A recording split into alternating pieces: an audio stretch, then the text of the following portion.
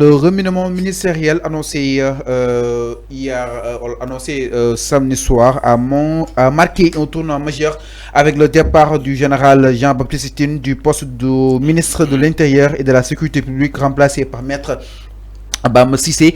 Dans un message qui n'a pas que modi Jean nak mom sa première réaction ginnaaw ba ko daal di limogé si boobu dañu xam que modi poste. Alors donc je cite: au terme de ma mission à la tête du ministère de l'Intérieur et de la Sécurité publique, je suis ému de gratitude envers son Excellence le président de la République M. Bassirou Diomaye Diakhar Faye et le Premier ministre Ousmane Sonko pour la confiance qu'ils m'ont accordé. Servir l'État à ce niveau de responsabilité fut un honneur et un privilège qui m'ont profondément marqué, écrit-il. Le général Jean-Baptiste Tine a également tenu à remercier l'ensemble de ses collaborateurs. Je tiens à exprimer ma sincère reconnaissance à la DPGN, la GN et la BNSP, à l'administration territoriale et à tous les collaborateurs du ministère pour leur dévouement, leur intégrité et leur sens du devoir.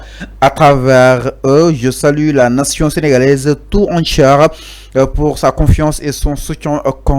Dans son message, il a par ailleurs félicité son successeur, Maître Bamba Cissé, Diaponi, de nous redire la fonction lu yàggatul dara. Alors, mais enfin, tout d'abord, le départ de Jean-Baptiste Tine, concrètement. Pourtant, Jean, enfin, liggéeyam ñu ne rafetoon na trop. Aussi mënuñoo comprendre ce départ là. Mais naka na ko daal di jàngatee le fait que mu quitté li nga xam ne que mu di le ministère de l'Intérieur avec pas mal de décisions qu'il a pris si wàllu làmb yi si sécurité bi patrouille yi nga xam ne doon na ko amal chaque soir mu nekkoon ministre technocrate boo xam ne itam franchement itam liggéeyam quoi comme puisse dire fësal na loolu si li nga xam ne que mu di mais li ngay wax ni kenn waxul le contraire. Jean-Baptiste Tine à la tête du ministre de la Défense mais am na lu mu liggéey mais moo tax départ am ñaawul dara seen diggante ñaawul. lui problème bi voilà mais Fallou on se pose pas des questions. On est dans la logique on prend les gens du projet ñi gëm projet bi mais c'est comme ça qu'on gère un pays. Mais les États-Unis fonctionnent comme ça, Fallou. Dans les recherches, les États-Unis fonctionnent dans ce système. On dit le gouvernement Joe Biden, le gouvernement Donald Trump, le gouvernement Obama. C'est comme ça que les gouvernements fonctionnent. Donc, ils sont deux là. Un gouvernement. Moi, quand je suis en train de t'expliquer, yo danga roubé débat bi. Tu n'as pas. Non, degulo ma expliquer sénégalais li ma bëgg wax. Dama né. Quand un parti politique gagne les élections, il va vouloir gouverner avec ses personnes de confiance et des personnes yo xamante dañoo gëm projet, sen projet, dañoo am même convergence avec ce parti politique là. Mais quand un parti politique gagne les élections et vouloir gouverner avec tout le monde, c'est une erreur. C'est une erreur monumentale. On dit, ouais, on va faire appel à candidature, on va gouverner avec des technocrates qui ne font pas de la politique. Mais erreur gënul weesu loolu. Ça, c'est une erreur monumentale. Parce que les personnes technocrates que tu as nommées, dañuy am limite qui sen sacrifice. Parce que ñom bokkuñu ci projet bi, ils n'ont pas subi ce que les autres ont subi dans l'opposition. Ils n'ont pas subi ce que les autres ont subi sur les rues de Dakar ou les rues du Sénégal. Mais ces personnes-là, ils gouverner, que ce soit Jean-Baptiste Tine, d'ailleurs, nous avons de passage, il a fait un bon boulot à la tête de ce ministère-là. Ousmane Diagne, il a fait un bon boulot à la tête de son ministère. Nous avons de passage. Mais, Fallo, ce que Diomaye a fait, c'est dans la logique. On gouverne avec son parti. On gouverne avec ses personnes de confiance. Boussouba, tu vas rendre compte au même titre avec ces personnes-là. Vous mettez, nous sommes avec vous. Vous n'êtes nous sommes avec vous. Vous mettez, nous sommes avec vous. Nous sommes avec vous. Vous n'êtes tamit, nous continuons avec vous. C'est comme ça qu'on dit on gouverne un pays. Mais quand tu prends des technocrates, bu neexee dañuy ànd ak yow bu méttee ils démissionnent de leur fonction. Non, mais c'est ça la vie. La politique est ingrate. Jean-Baptiste la politique est ingrate. Fallo. La politique est des hommes très intègres. La politique est ingrate. Très ingrate d'ailleurs. Donc politique xamul li diw yaruna wala diw cohérent na wala diw logique na. Dans la politique tout change à tout moment. Il faut nga xam lolu. Fallu néna la yow idéologie bi nga am. Un état ne fonctionne pas comme ça. Un état ne marche pas comme yow sa xalat. Dans du sentimentalisme. Ouais, c'est des sentiments. Jean-Baptiste non, pourquoi nous changer quoi? Mounon nañ ko bayyi parce que Fallou ti agit avec des sentiments. Oui, Ousmane Diagne, pourquoi nous changer quoi? Pourtant mounon nañ ko bayyi, c'est pas comme ça que l'État fonctionne. L'État a des intérêts. Yo buñ la nommé tay ministre, on attend de toi un résultat. Donc on attend des résultats, mais pas des sentiments. On n'attend pas des sentiments des ministres. On attend des résultats. On attend des... Non, mais bien sûr, le débat est posé.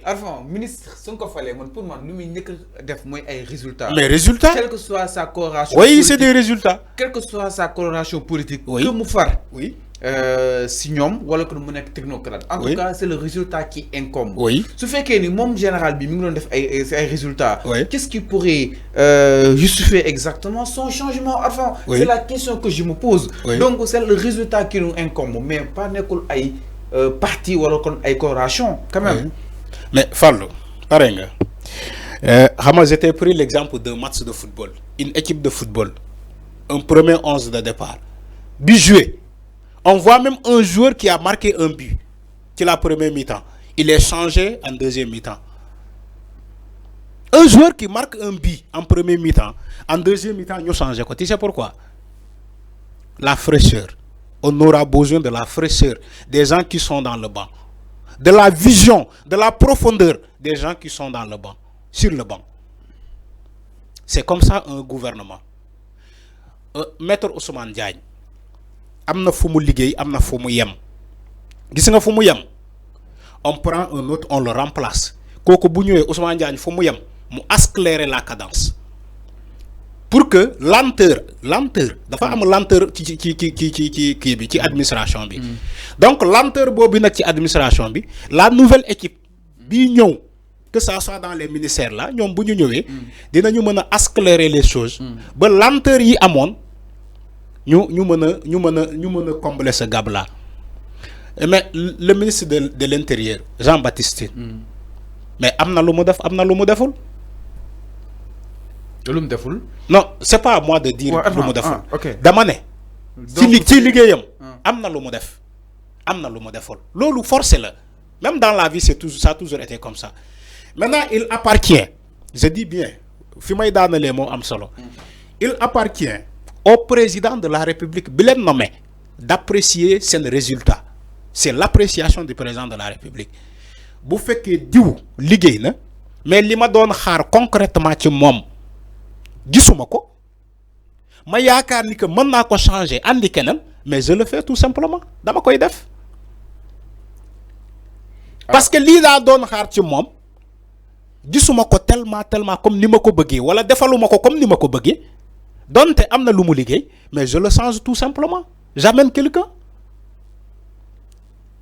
que ça soit le président de la République il est dans sa logique de nomination remaniement ministériel mais maître comment dire Jean-Baptiste mom sax dañ ko jappalé dañ ko jappalé tu sais pourquoi ñu jappalé ko Fallou amna ñuy romandat ni que Jean-Baptiste dafa nekkoon ci gouvernement Macky Sall effectivement nekkoon na ci gouvernement Macky Sall il a été nommé à la tête d'un ministère te ministère bu mu occupé woon ci jamono Macky Sall moom Jean-Baptiste dafa amoon ay événements yi xewoon fii te événements yi daf ko fekk mu jël fonction ci un poste de ministre de stratégie boo xamante ne ba ñu demee ba affaire yi commencé xat selon les dits ñu bëgg ko defloo yenn ni mu bañ c'est moment boobu lañ ko remplacer andi Antoine Diome mais ñàkkul ni que moom laale na ci mbir mi tamit il a été dans ses fonctions quand les manifestations étaient là. Maintenant, vous faites que ce dossier-là doit être traduit en justice et que l'opposition va dire au gouvernement, il y a un ministre beaucoup na ci dossier bobu, mais comment ils vont juger l'affaire là? Étant donné que un ministre est dans le gouvernement, té beaucoup na qui l'ancien régime de Macky Sall, té événement yi amone, mom ñu ko doon cité fofu. Mota mané dañ ko jappalé le fait de le remplacer. Comme ça, il sera à la disposition à tout moment. Bu fekkee dañ ko soxla ba dama ne bu fekkee waxuma forcément dañ koy soxla. Maintenant bu fekkee soxla nañu ko ñu mën ko woo mu dem ñu entendre ko ñu déglu ko. Alors mi non exactement. Donc dañ ko jàppale. Alors ñu ñëw ci beneen point. mu mën a setal dara envers l'opposition. ñu ñëw ci beneen point sans plus tarder. Ginnaaw li nga xam ne que moo di justement le général Jean-Baptiste Tine donc nag loolu moo nekkoon exactement sa réaction.